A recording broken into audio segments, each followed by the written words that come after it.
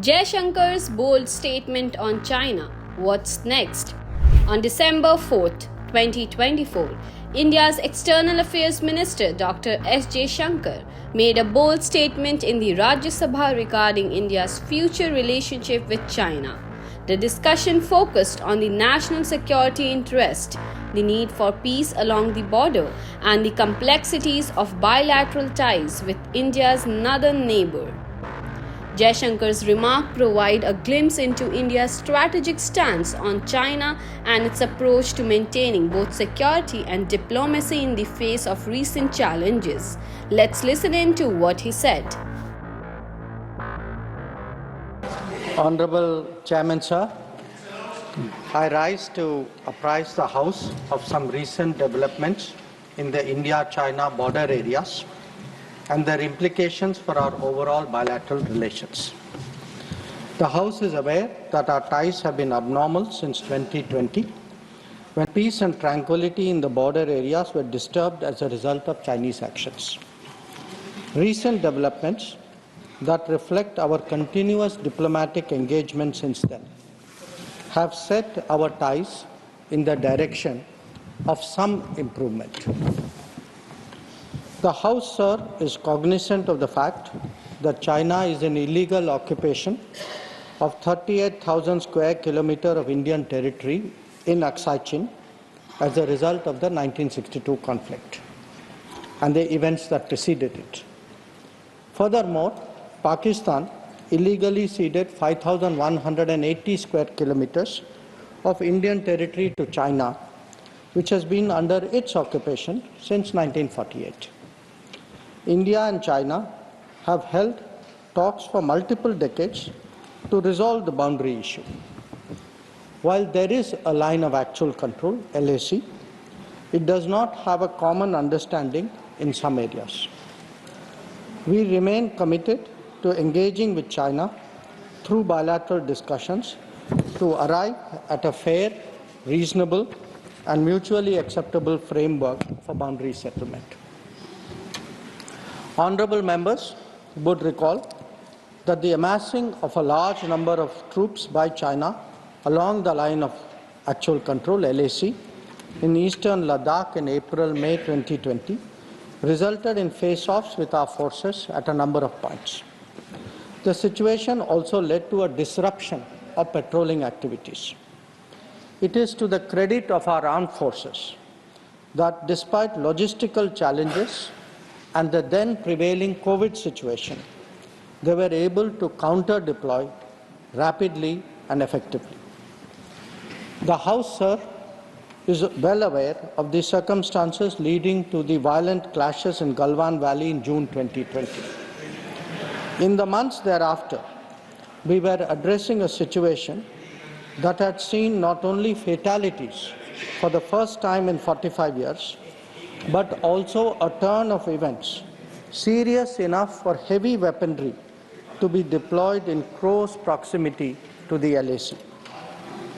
While a determined counter-deployment of adequate capability was the government's immediate response, there was also the imperative of a diplomatic effort to diffuse these heightened tensions and to restore peace and tranquility.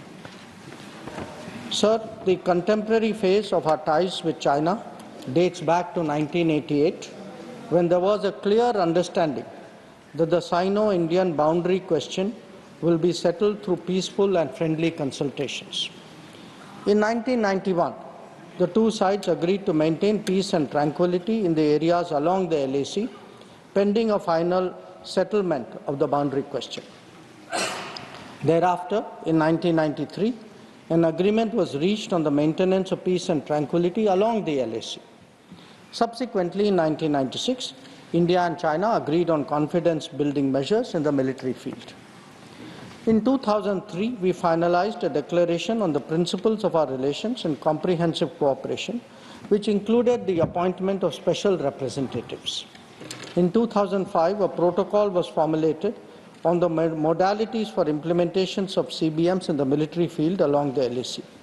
At the same time, the political parameters and guiding principles for the settlement of boundary question was also agreed upon.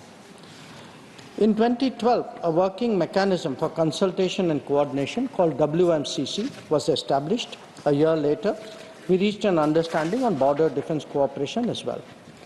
Honorable Chairman, sir, the purpose of my recalling these agreements is to underline the elaborate nature of our shared efforts to ensure peace and tranquility in the border areas, and to emphasize the seriousness of what its unprecedented disruption in 2020 implied for our overall relationship.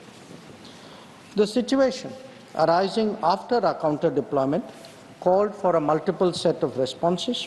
The immediate priority was to ensure disengagement from friction points so that there would be no further untoward incidents or clashes. This has been fully achieved, as I will explain.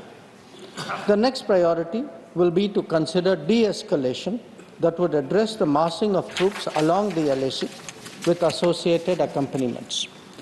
It is also evident that the management of border areas will require further attention in the light of our recent experiences.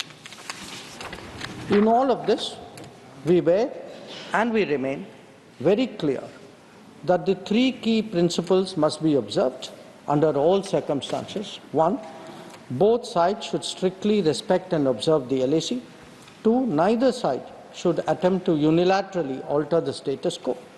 And three, agreements and understandings reached in the past must be fully abided by in their entirety. Sir, honourable members would also appreciate that as a result of the sustained tension and specific developments in the border areas, our overall relationship with China was bound to be impacted adversely. In the new circumstances, it was obviously not possible to continue the normal exchanges, interactions and activities as in the past. In this regard, we made clear that the development of our ties were contingent on the principles of mutual sensitivity, mutual respect and mutual interest.